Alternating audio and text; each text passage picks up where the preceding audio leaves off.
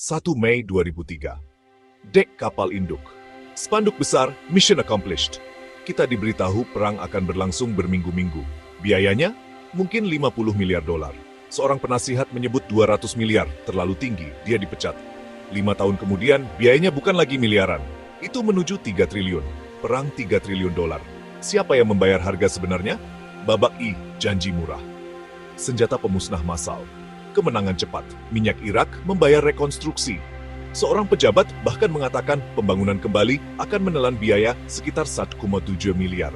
Perang yang akan membayar dirinya sendiri. Kenyataannya berkata lain. Babak 2. Tagihan membengkak. Pada tahun 2003, tingkat pengeluaran sekitar 4,4 miliar dolar per bulan. Pada tahun 2008, menjadi 12 hingga 16 miliar dolar. Lebih dari Korea. Mendekati Vietnam. Hanya Perang Dunia II yang biayanya lebih besar. Dan itu hanya tagihan yang terlihat. Babak 3. Matematika yang menyesatkan. Pemerintah menggunakan akuntansi kas, apa yang Anda bayar hari ini, bukan apa yang Anda berutang besok. Ini mengabaikan perawatan veteran selama puluhan tahun. Disabilitas seumur hidup, PTSD, cedera otak traumatis. Jika sebuah perusahaan melakukan itu, kita akan menyebutnya memanipulasi laporan keuangan. Babak 4. Harga dalam darah.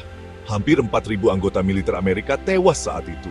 Puluhan ribu terluka, ratusan ribu dengan luka tak terlihat.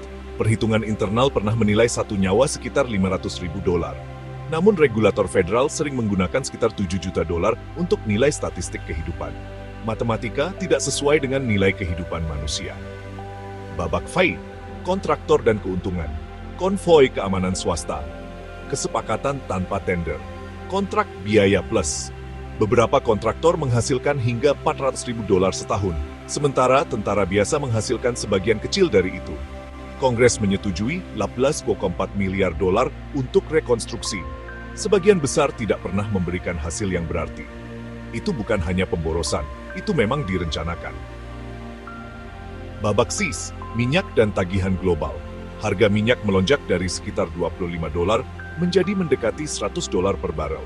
Perang melemahkan ekonomi AS, mendorong defisit lebih tinggi, dan tagihan masuk ke kartu kredit nasional tidak ada pajak perang yang sesuai. Bunganya, itu untuk generasi berikutnya. Babak tiga, biaya yang tak terlihat. Memperkuat jaminan sosial. Asuransi kesehatan untuk jutaan anak. Kuliah untuk jutaan orang. Dorongan serius untuk energi bersih. Bahkan rencana Marshall untuk Timur Tengah. Biaya sebenarnya dari perang adalah kesempatan yang tidak pernah Anda danai.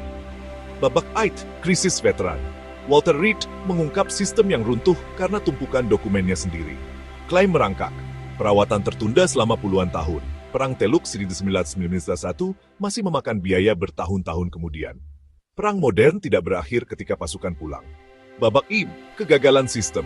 Anggaran darurat, pembukuan tersembunyi, tidak ada akuntansi jangka panjang. Keputusan dibuat tanpa harga penuh. Klimaks, 3 triliun. Pengeluaran militer langsung. Biaya pertahanan tersembunyi. Penggantian peralatan, perawatan veteran seumur hidup. Hambatan makroekonomi. Bunga utang. Jumlahkan lebih dari 3 triliun dan mungkin lebih. Penutup, seorang veteran dengan prostetik. Seorang anak Irak di reruntuhan. Grafik defisit yang melonjak. Bisakah Amerika membayar 3 triliun dolar? Ya. Tapi pertanyaan sebenarnya adalah, apa lagi yang bisa kita lakukan dengannya?